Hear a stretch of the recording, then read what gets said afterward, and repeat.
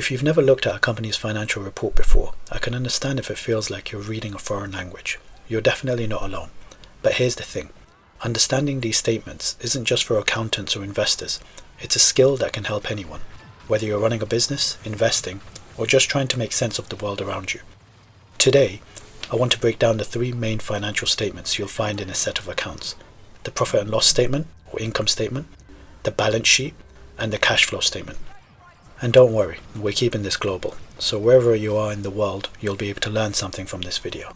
So why do these statements matter? Let's start with an example scenario. An investor is considering putting money into a small business overseas. As part of the due diligence process, he reviews the company's financial records, starting with the income statement. At first glance, the business looks profitable. The income statement shows a healthy profit. But digging a little deeper reveals another story.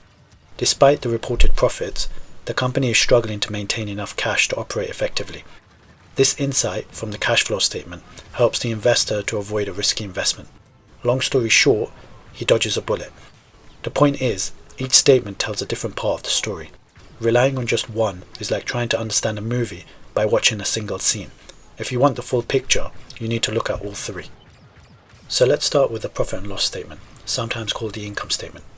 Think of this as the report card for a business over a period, usually a year or a quarter. It tells you, did the company make money or lose money during this time? Here's what you'll typically see.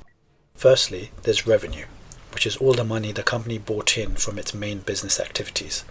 Then, after that, it would be cost of goods sold, what it costs to produce the goods or services sold. This will give you gross profit, which is revenue minus cost of goods sold.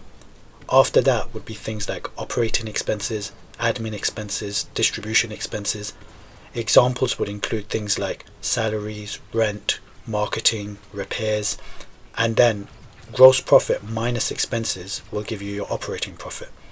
And what's left after all expenses, including taxes and interest, would be your net profit.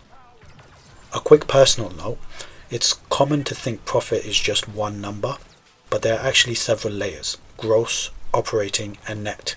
Each tells you something different about how the business is performing. For example, a company might have strong sales but high expenses, eating into its profits. Next up is the balance sheet.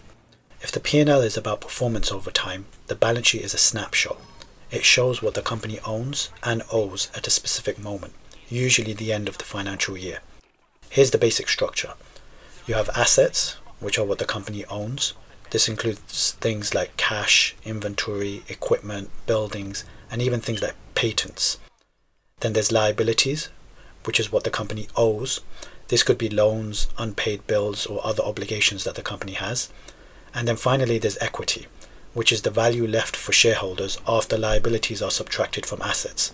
In simple terms, assets equals liabilities plus equity. For example, one company can have loads of assets but also a mountain of debt. Another company, in the same industry for example, might be smaller in size but almost debt-free. That's why the balance sheet is so useful as an indicator of a company's financial position. So next time you see a company's balance sheet, try to spot the biggest asset and the biggest liability. It's a great way to get a feel for what drives a business. Now let's talk about the cash flow statement. This one is often overlooked, but it's crucial. I like to think of it as the reality check.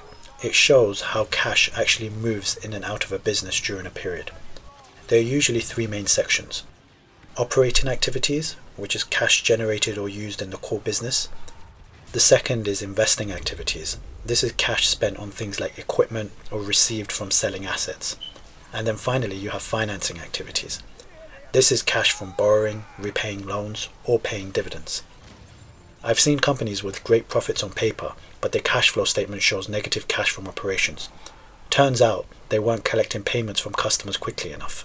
If you know someone running a business, ask them if they look at their cash flow statement regularly.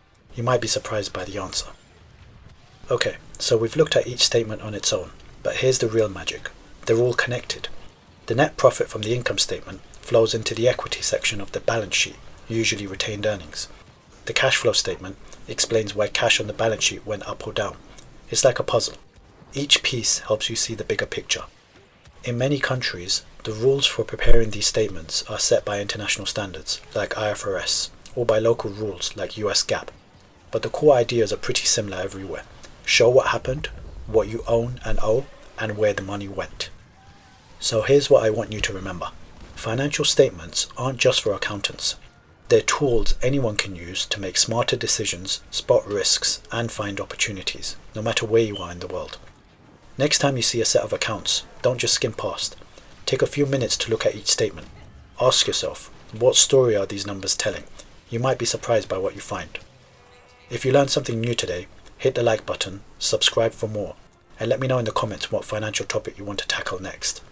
Thanks for watching, and I'll see you in the next video.